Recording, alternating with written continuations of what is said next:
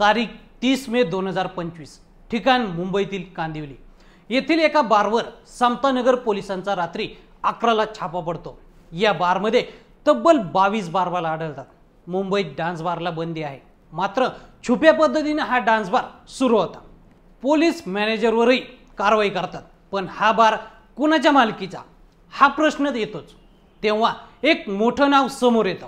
या बारचा परवाना ज्योती रामदास कदम यांच्या नावावर असतो, म्हणजे माजी मंत्री रामदास कदम यांच्या पत्नी आणि गृहराज्यमंत्री योगेश कदम यांच्या मातोश्रींच्या नावावर।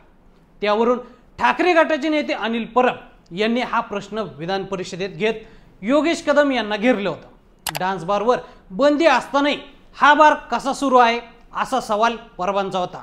त्यावर मुख्यमंत्री देवेंद्र फडणवीसांना उत्तर द्यावं लागलं। मात्र हे संपूर्ण प्रकरण आहे तरी काय? माजी मंत्री रामदास कदमांनी काय धक्कादायक खुलासा केलाय, सविस्तर पाहूयात या व्हिडिओमधून। रात्री छापा ते पहाटेपर्यंत कारवाई। कांदिवलीतील सावली बारवर 30 मेच्या रात्री समतानगर पोलिसांनी छापा टाकला। त्यात अश्लील नृत्य करणाऱ्या 22 बारवाला, 22 ग्राहक, वेटर, कॅशियर आणि मॅनेजरलाही अटक करतात। ही कारवाई रात्री 11 ते पहाटे 4 पर्यंत सुरू होती।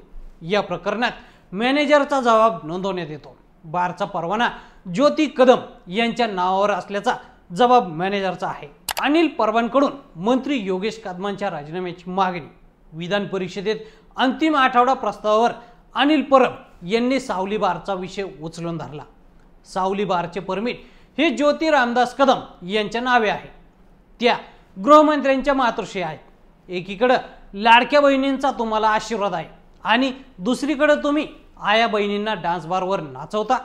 गृहराज्यमंत्री योगेश कदम यांचा राजीनामा घ्यावा अशी मागणीही अनिल परबांची आहे। त्यावर मुख्यमंत्री देवेंद्र फडणवीस यांनी उत्तर दिले। परब यांनी सर्व पुरावे द्यावेत, ते तपासून चौकशी करण्यात येईल असं आश्वासन फडणवीसांनी दिले। होय, सावली बार पत्नीच्याच नावे की हे परमिट कोणाच्या नावाने आहे?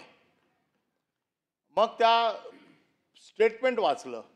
त्या स्टेटमेंटमध्ये हे लिहिलेलं आहे की हे परमिट जे आहे हे ज्योती रामदास कदम, ज्योती रामदास कदम माझ्या माहितीप्रमाणे गृहराज्यमंत्र्यांच्या मातोश्री आहेत।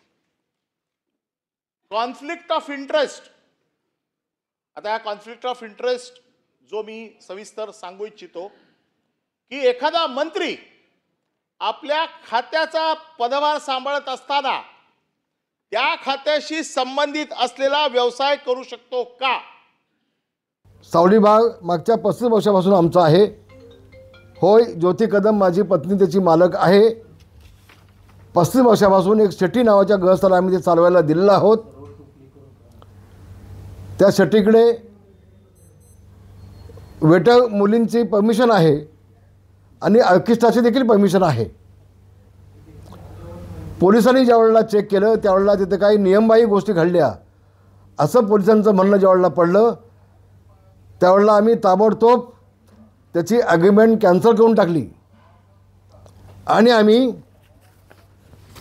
त्या लेडीज मुलींची आणि ऑर्केस्ट्राचं बार हे रद्द करून टाकलं, कॅन्सल करून टाकलं, कमिशनरकडे सुपूर्द करून टाकलं नैतिकतेनं, आणि आम्ही ते हॉटेलसुद्धा बंद करून टाकलं। परबांच्या आरोपांना आता माजी मंत्री रामदास कदम यांनी उत्तर दिले। गेल्या 30 वर्षांपासून शेट्टी नावाच्या व्यक्ती आमच्या सावली बार चालवतो। माझ्या पत्नीच्या नावावर लायसन्स आहे, पण ते ऑर्केस्ट्राचं लायसन्स आहे। मुलींच्या वेटरचं लायसन्स आहे, ते अनधिकृत नाही आहे। तिथं डान्स बार चालत नाही, तिथं डान्स चालत नाही। मात्र मला एक गोष्ट कळली, ती अशी आहे की एका कस्टमरनं एका मुलीवरती पैसे उधळले होते।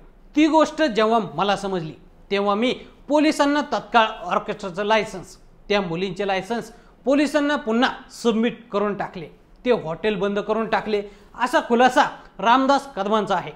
तर त्यांनी परबांवर हल्लाबोल केलाय। आमच्यावरती जे आरोप केले गेले ते बेछूट आहेत। मला वाटतं ते अर्धवट वकील आहेत, त्यांना कायदा माहिती नाही। कायद्यामध्ये दिले आहे, जर परमिट एखाद्याला चालवण्यासाठी दिलं असेल तर तो चालक जबाबदार असतो, मालक जबाबदार नसतो, असं रामदास कदम यांनी म्हटले। तर गृहराज्यमंत्री योगेश कदमांनी आपल्यावरील आरोप फेटाळले आहेत.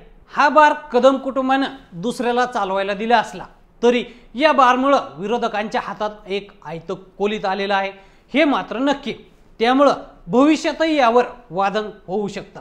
तर मंडळी, या संपूर्ण प्रकरणाबद्दल तुम्हाला काय वाटतं आम्हाला कमेंट करून नक्की सांगा आणि असेच नवनवीन माहितीपूर्ण व्हिडिओ पाहण्यासाठी लेट्स अप मराठी फॉलो करा. सोशल मीडियाच्या भाऊ गर्दीत विश्वासार्हतेने चकाकणारे नाव म्हणजे लेट्स अप मराठी. सगळ्यांना, सगळ्या नागरिकांना ती स्पीच, ती लेट्स अप वरील मुलाखती म्हणजे विचारांचा खजिना.